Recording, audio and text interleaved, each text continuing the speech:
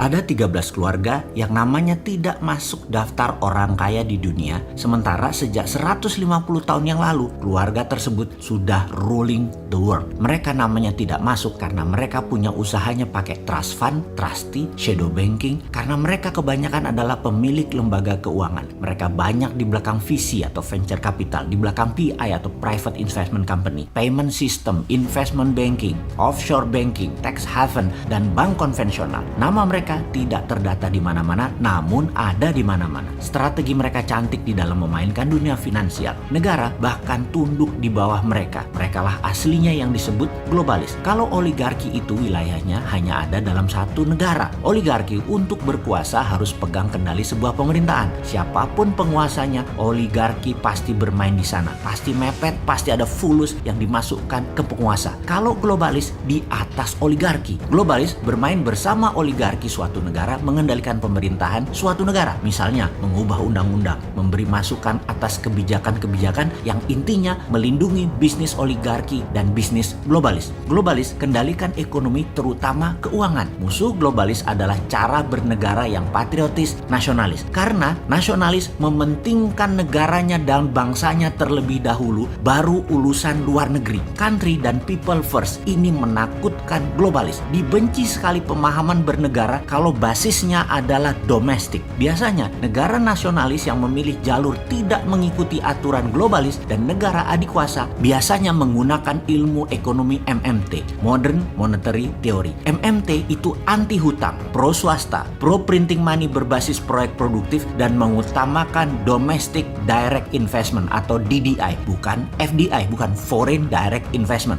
Jadi kalau banyak foreignnya, negara tersebut cenderung di bawah pengaruh globalis. Saat ini pengguna terdepan negara yang pakai MMT adalah Tiongkok dan Amerika. Karena itu MMT tidak boleh dipakai negara lain. Di sisi lain, globalis juga anti nasionalis. Sekali lagi, bernegara patriotis nasionalis plus mengadopsi MMT itu ancaman besar buat globalis. Apa yang dibuat oleh globalis sejak lama mengendalikan agar MMT tidak dipakai di banyak negara. Indonesia akhirnya dimasuki oleh asing sejak tahun 1998 hingga saat ini. Salah satunya adalah kefungsian bank sentral. Simple sederhananya. Namun kalau faham bernegara jadi buat marah, bisa misu-misu ke pejabat. Namun dalam hal ini kita wajib mengingatkan bangsa dan negara Indonesia agar bisa menjadi negara berdaulat penuh, tidak bergantung asing. Yang dilakukan IMF sebagai perpanjangan globalis dan dolar sebagai leng arm perpanjangan Amerika adalah bank sentral meminjamkan negara kalau perlu uang. Jadi BI sejajar, bahkan lebih atas dari negara. Pemerintah siapapun kalau berkuasa minta uangnya ke BI atau negara lain ya, minta uangnya ke bank sentralnya. Itulah aturannya dan itu harus ditaati. Kalau negara patriotis nasionalis pemimpinnya atau bernegaranya seperti Trump deh yang akhirnya kotak suara globalis mengalahkan dirinya, dan semuanya ini persis seperti usulan kita sejak 3 tahun yang lalu di dalam bernegara. Di dalam Mardigu Nation, bank sentral akan dibubarkan statusnya dan akan diletakkan di bawah Kementerian Keuangan, menjadi sejajar dirjen, hanya jadi dirjen moneter. Di posisi ini, negaralah yang mencetak uang, bank sentral yang meminjam, bukan terbalik seperti saat ini di mana kita takluk di bawah IMF globalis aturannya. Kalau negara yang terbitkan, IMF bisa apa? Bank sentral pinjam.